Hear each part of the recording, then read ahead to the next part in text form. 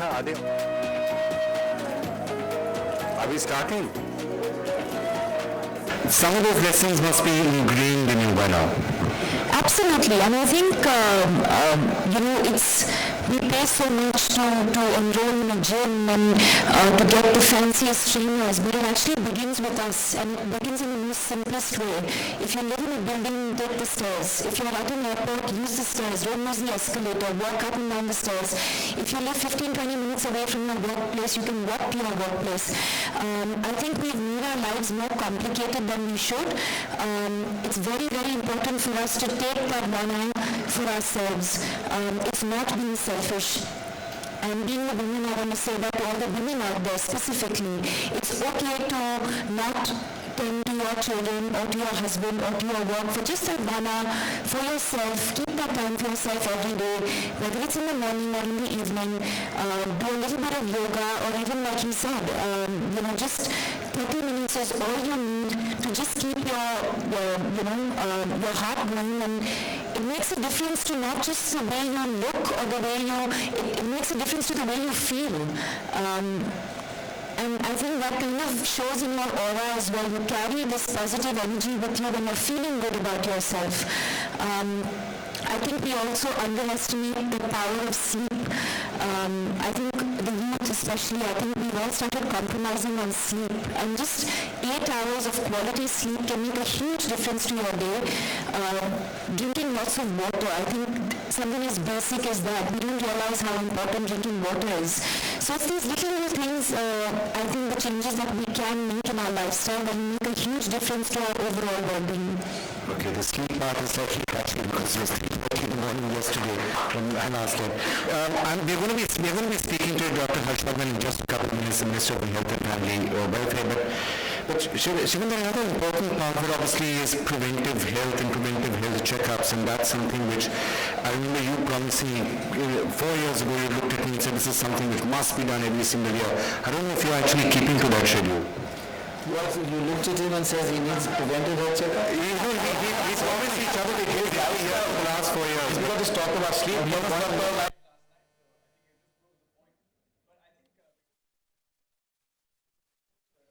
Being in the business for the last 15 years, I think one of the things that we've seen, and maybe the docs can kind of elaborate on that, is that cure can only take you that far back to where you were. But if you're able to prevent yourself and do the right stuff, it can keep you healthy, and there's nothing more than that. And I think as a country today, we as citizens don't actually take too much interest in that space. And I think therefore these kind of platforms and programs are very, very important for us as a nation and also as an individual. I think we have to get to the point of saying that my health is my responsibility. And cardiac, for some reason, the heart is something much more emotive to us as individuals than any other organ. But both the advice that Madhurya and Deepika gave actually help us stay 2 seconds and one person is born with a congenital heart disease.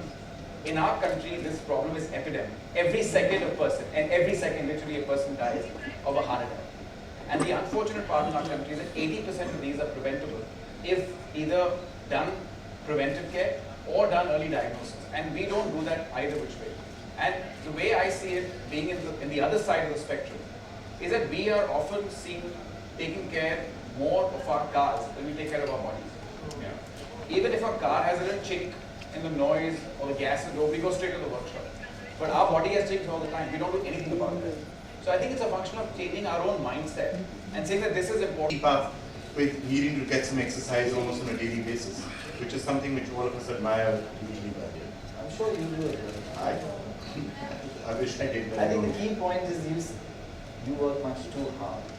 I was hoping you'd say that. I was hoping you'd say that. I was hoping you'd say that, but no. No, but seriously, I think we were a different generation where when we were like this young man's age, it wasn't in our consciousness. So while we did sports at school and then we just relaxed, you degenerate very fast. So we had to rebuild once the consciousness came. And I'll give you an example. Vijay here operated on my closest friend in life. He actually he's known as, his nickname is Tuffy. Because, I don't need doctors, I don't need medicines, I don't need nothing. And he's had a family of diabetes and he had five blockages, right? Suddenly, out of the blue, too high. So it's 220 minus your age and 85% of that. And you don't want it to go too low either, because you don't want to be slacking. So the key to exercise for cardiac, in my humble opinion, is target your heart rate. So you don't slack and you don't overdo it. And don't wait to get ill before you get ill. All right, so those are some of the things that you all need to keep in mind, and it's really the heart that we're focusing on today. Will be slightly active, it is very, very active. And people in Mumbai especially, they take so much of time traveling to their workplace and going back that they are hardly left with any time for themselves. And therefore what she said, at your workplace, take opportunities to get cases, do your odd job. The whole that's an excellent idea. The comment is, if you sit for 2 hours, it's like smoking a pack of cigarettes.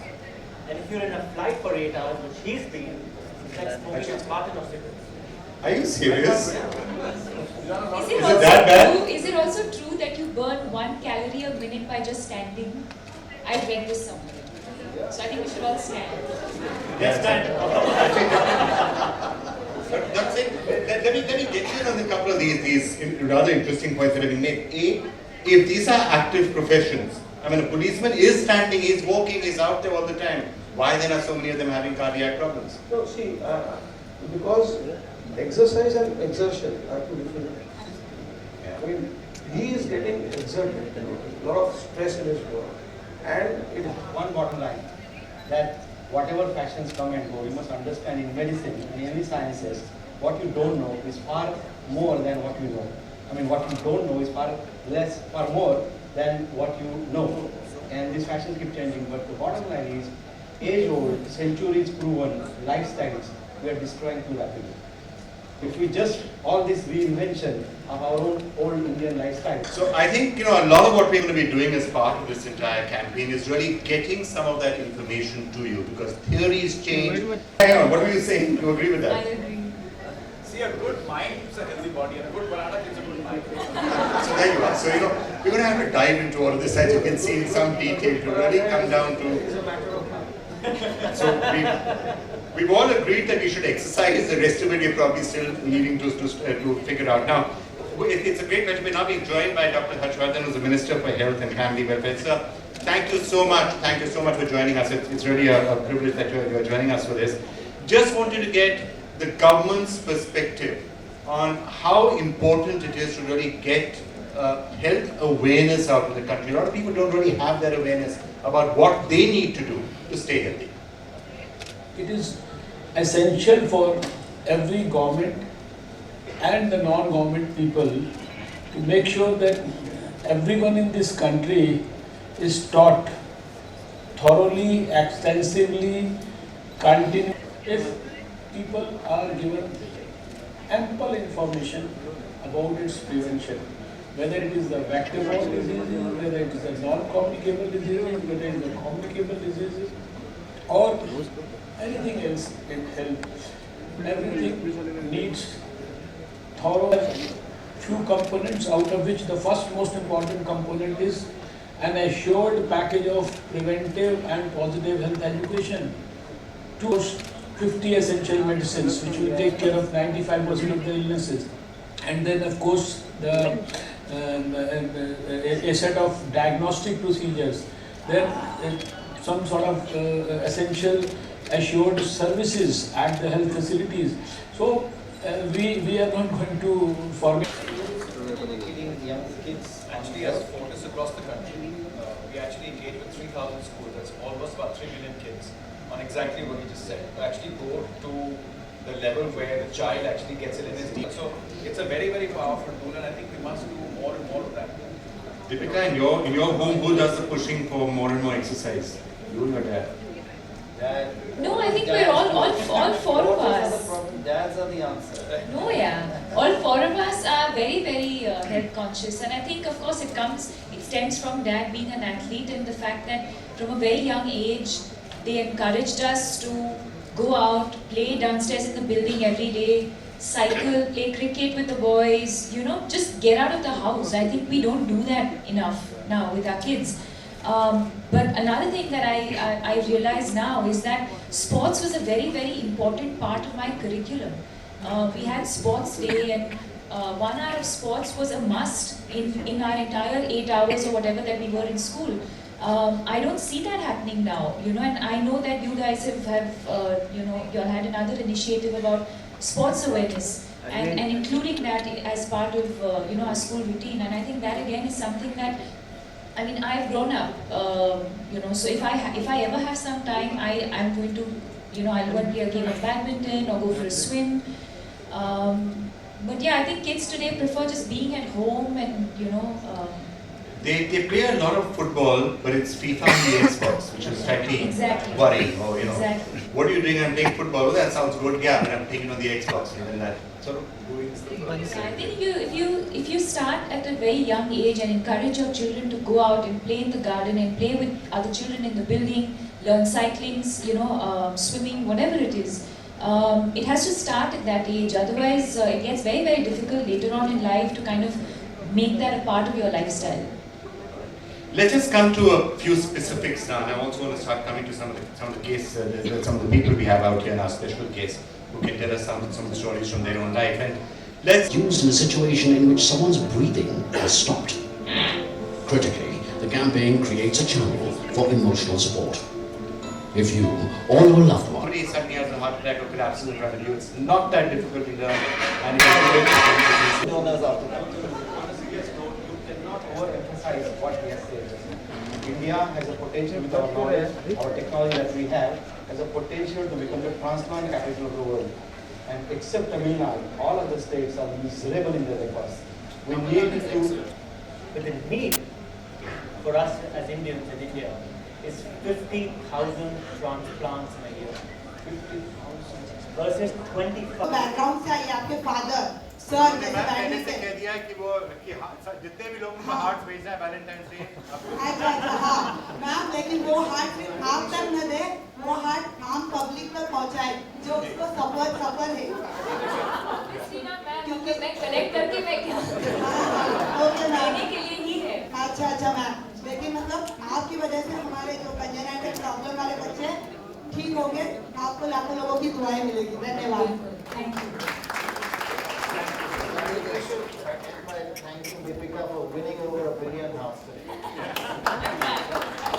All of them will be donated to. And then I give them all to you. Thank you all so much. Thank you all so much.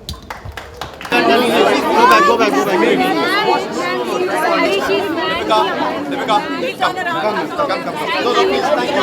Guys, 1 second. Excuse me. See you. That's really kind of you. I think you should, No, we have no such problems. This is reserved for a few.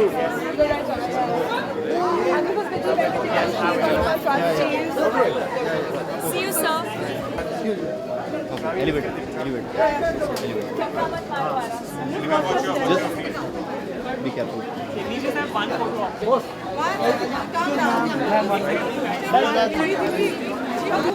Just few bites. Please, few questions.